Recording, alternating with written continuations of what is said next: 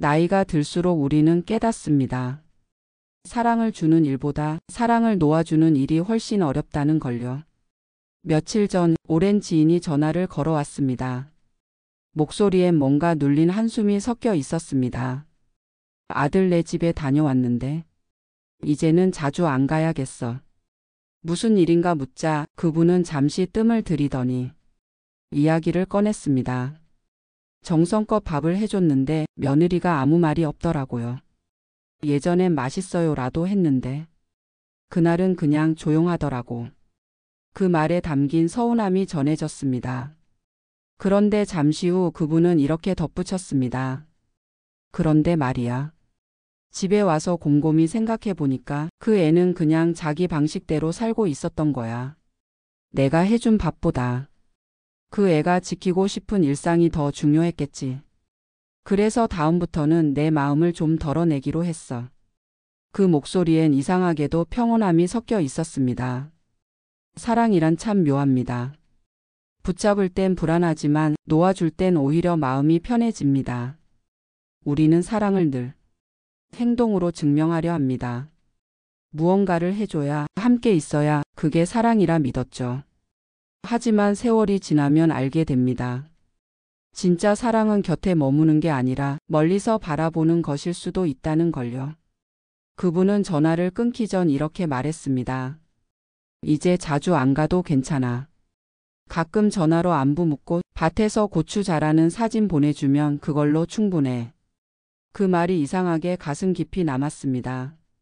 나이가 들면 마음은 단순해집니다. 아이들이 건강하게 지내는 것, 손주가 잘 자라는 것, 그저 그거 하나면 충분합니다. 하지만 부모의 그 순수한 마음이 때로는 자녀에겐 간섭으로 보일 때가 있습니다.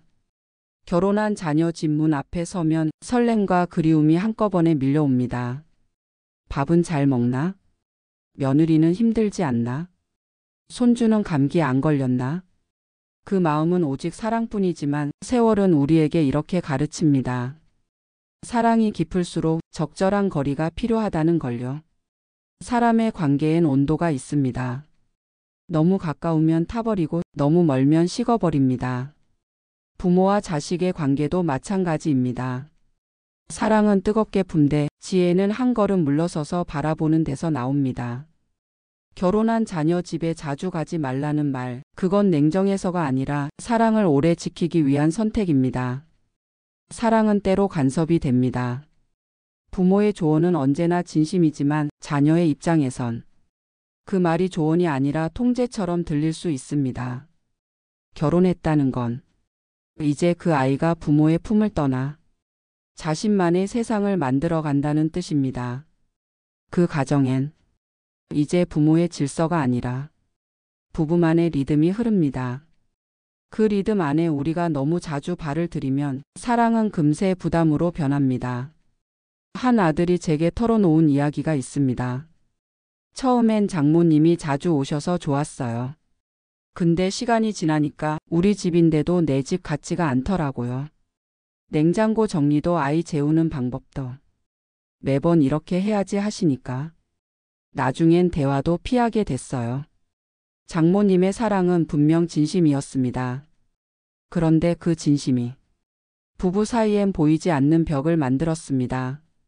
사람의 관계는 참 섬세합니다. 좋은 마음으로 한 말도 상대의 준비가 되어 있지 않으면 상처가 됩니다. 그래서 현명한 부모는 많은 말보다 따뜻한 미소를, 끊임없는 조언보다 깊은 신뢰를 남깁니다. 도움도 마찬가지입니다. 도움은 때로 부담이 됩니다. 애 봐줄 테니 편하게 지내라. 우리 집에서 좀 살지 뭐. 이런 말은 진심이지만 그 진심이 자녀에게는 심리적인 빚으로 남습니다. 한 후배가 이런 경험을 했습니다. 둘째를 낳고 석 달간 친정엄마가 도와주셨답니다. 처음엔 정말 든든했죠. 그런데 한 달쯤 지나니 남편 얼굴이 점점 어두워졌다고 합니다.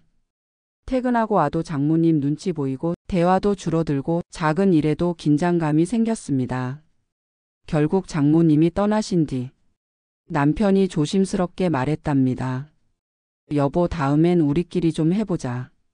그제야 깨달았답니다. 나는 편했는데 남편은 불편했구나. 사랑은 편한 쪽만 생각하면 결국 한쪽을 무너뜨립니다.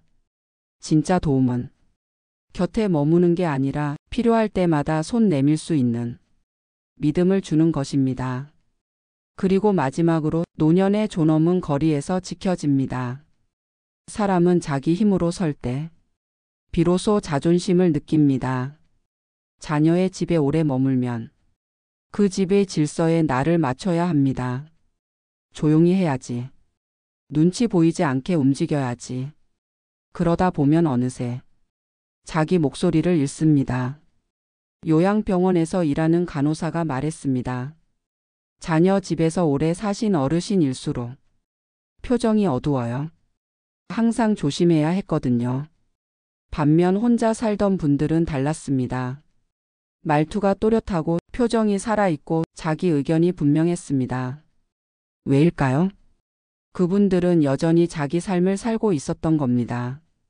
작은 방이라도 누군가의 집이 아닌 내 집에서 사는 사람은 그 자체로 존엄합니다.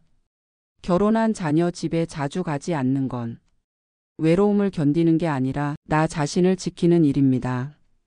부모의 사랑은 자녀가 태어날 때 시작되지만 자녀가 독립할 때 완성됩니다.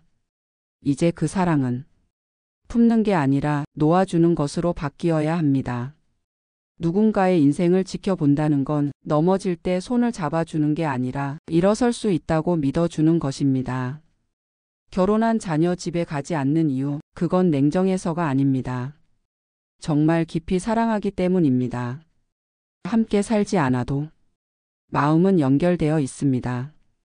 멀리 있어도 사랑은 변하지 않습니다. 당신의 침묵은 잔소리보다 따뜻하고 당신의 거리감은 무관심이 아니라 가장 품격 있는 사랑의 표현입니다. 사랑은 붙잡을 때 불안하지만 놓아줄 때 완성됩니다. 그게 바로 부모의 마지막 사랑이자 가장 깊은 지혜입니다. 사랑은 곁에 두는 게 아니라 서로의 자유를 지켜주는 일입니다. 멀리서 바라보는 그 마음이 가장 성숙한 사랑이죠.